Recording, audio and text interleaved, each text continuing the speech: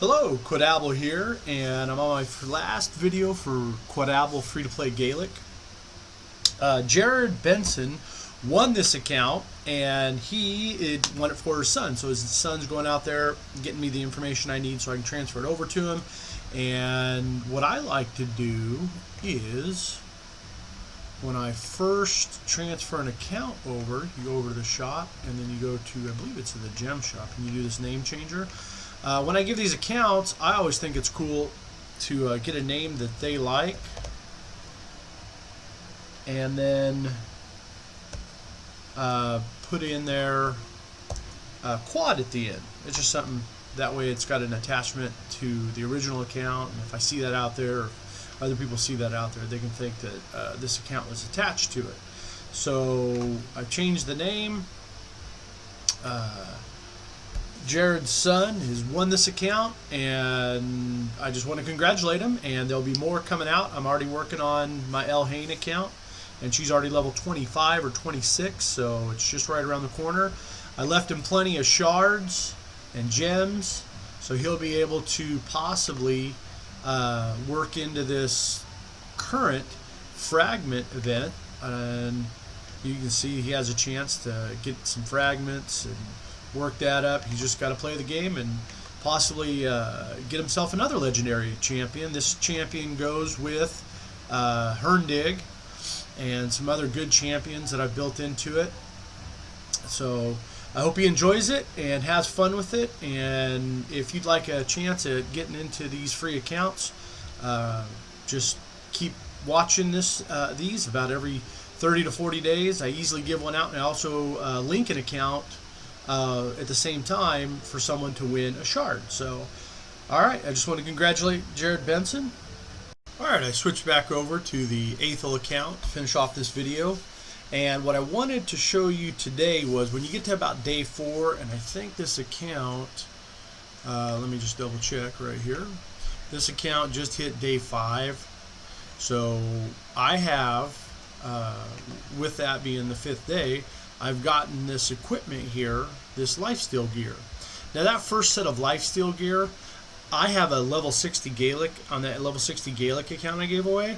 That Galek is still wearing this armor because the substats and the stars and the rank and the quality, the rarity of this material, this armor is phenomenal. But you'll notice I've only raised it to level 11. And the reason I do that is because this account is preparing for, I believe there's an account, oh, hold on a second. This account might not be able to participate in that event. Oh, there it is. So artifact enhancement event is going on for this fragment event, this legendary champion fragment event. So when that artifact enhancement event comes in tomorrow, no matter how much silver I have, I only have to raise up certain armor to level 12, and 4, 8, 12, 16 is where you get the points for those artifact enhancement events or tournaments. And on other accounts, I've gone through and I've raised levels up there. You know, I've gotten them closer as I have silver to do so. So I just wanted to point that out. And then I was preparing, I was thinking of trying a new strategy for the Minitour's Labyrinth. So what I did is I went through and I picked 4 champions other than FTPElhain, my starter champion, and I put the support item on, so I know that these are the 4 champions that I want to work with. And then what I did is I started working on their masteries. Now this champion has attacks one enemy 2 times and attacks an enemy with 1 random skill. So this doesn't have any accuracy checks in this account. So when it comes time for me to pick one of these, I have to think, do I want to slow down on the AoE attacks, or do I want to decrease the damage received to this champion by 8% when it's hit with a critical hit? So you can do one or the other. And then you have this one, increase the amount of healing and the value of shield buffs this champion receives. So if you start getting a healer later on, those are kind of nice. And then this obviously adds 10 resist. similar to this accuracy on the support side. So what I do is I kind of choose if they have in the early game, if they have an accuracy check, like placing a debuff or trying to reduce the turn meter, those all take accuracy checks. So you want your accuracy really high. But on this side, I want my champion to either have high resist or high defense, one or the other. So what I'm going to do is I'm going to go ahead and pick that high resist. And so what I'm trying to do here is you can see that this champion can get to this level of masteries. And then this champion is only level 20, and I'm not going to raise him any higher. And this champion, at least in the beginning, is now only able to get the white,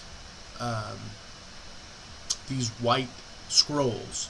So once this account gets 100 scrolls, it can't get any further. And the way Minotaur's Labyrinth works is if somebody's full on their masteries for the max that they can get, either level 6, meaning rank 6, or since I haven't leveled this champion up, he doesn't have access to rank 3 or higher. And these are the green scrolls.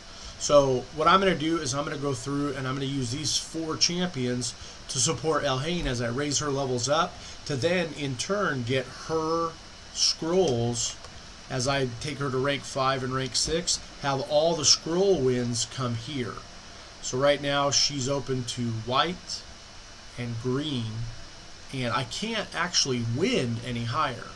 So I'll go over to here, I'll get into the dungeon, I'll go to Minotaur's Labyrinth, I'll pick the highest one I can beat with FTPElhain, and that's currently stage 7. Now as these guys have better equipment and their masteries get done, and maybe I start ascending them, they will help her to get higher. But generally a rank 660 FTPElhain can potentially beat this the higher levels by herself. So these guys are just there to give her support. And these 4 champions, I selected them because these 3 champions I know for sure are farmable through the campaign. This champion does 3 hits on his A1, and I'd already gotten a bunch of these champions to duplicates to increase the skills. So let me just hit start and we can watch one battle go through. I'm going to make a couple more adjustments and we'll see if any of these things will help me get to the next level, because every level you beat of the Minotaur's Labyrinth gives you the opportunity to win a few more scrolls, and then eventually the higher scrolls like the red scrolls.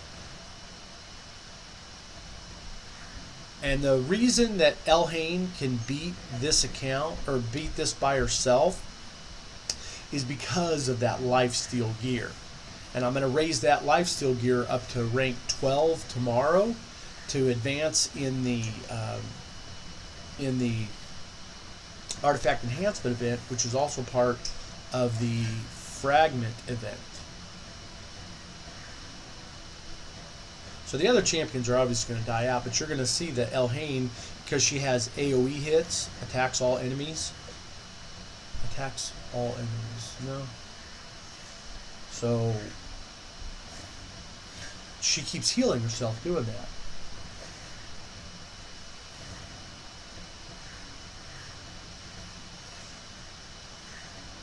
So there she's healed fully up again, and her speed, because the lifesteal gear has speed boots as part of its gear, her speed is much faster than the Minotaur, and then she can heal herself. So you can see she won that, and then the militia guy got something, so I can go over here to champions, and then I can go into these 2, and then I can increase these guys' abilities. He's an attacker, so I always pick increased crit rate right off the bat, and I'll do the same thing with this guy. Now he has 3 hits, and then he removes 2 random buffs. So I believe the random buffs are going to require a accuracy check. So again, I'm going to put the accuracy on that champion. So now I'm also going to do something else over here in the tavern. So the one thing I wanted to do was point out that you can see like this champion's 3-starred. None of the other ones are really 3-starred or even ascended. I haven't really started ascending.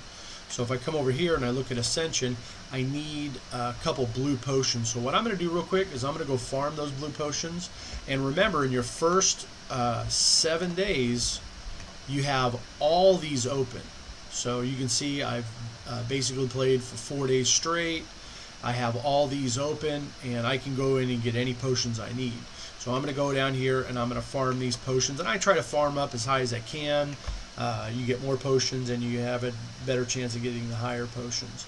So I'm going to go ahead and farm this a little bit, and I'll be right back. Hold on a sec.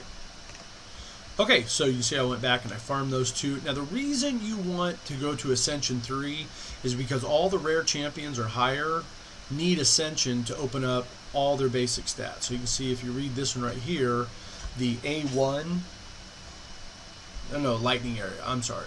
So the lightning area arrow says that if it attacks one enemy, then all enemies place a 30% increase crit rate buff on this champion if the target is killed. And then if you come over here, it says attacks one enemy, then all enemies has an extra 15% chance of a critical hit, which is important, and then places a 30% increased crit rate buff on this champion for 3 turns if the target is killed. So that being said, you're getting that extra 15% chance of a critical rate. So I'm going to go ahead and ascend that. Now I can farm in. The other ones will increase the basic stats, so it'll give me another basic stat increase. But with that one minor item, I want to go in and I want to test with you. I want to test to see if she can beat stage 8 with the help of her friends to get more scrolls per win.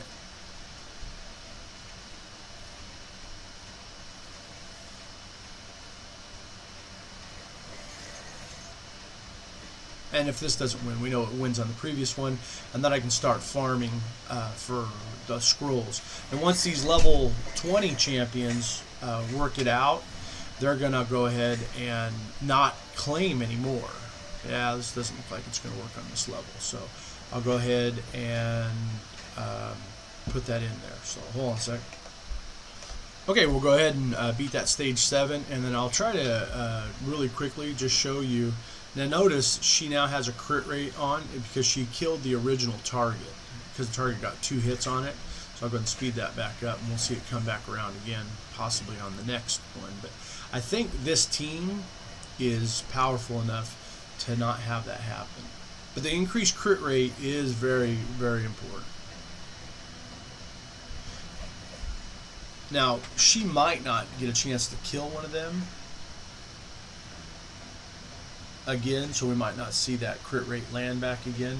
And as soon as the 2 adds on the side are dead, then there's no chance for that to happen unless she gets the final blow against the Minitour himself. Oh, there you go. So it did work. I was wrong. She killed the first target with either the first or second target, and because she accomplished that, she got an increased crit rate of 15% for 3 turns.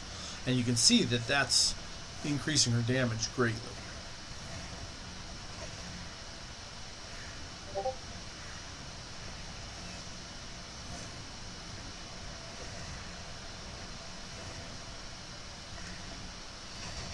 So we come out here, and then somebody gets some scrolls, and then I can go to champions, and then I can say, okay, none of them have an increase that I can see.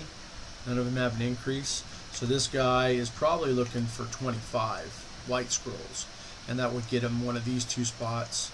And then I believe it's 80 scrolls for these 3 spots. So I would recommend, and I might even do it, is taking this champion out of the mix because I did raise him to rank 3.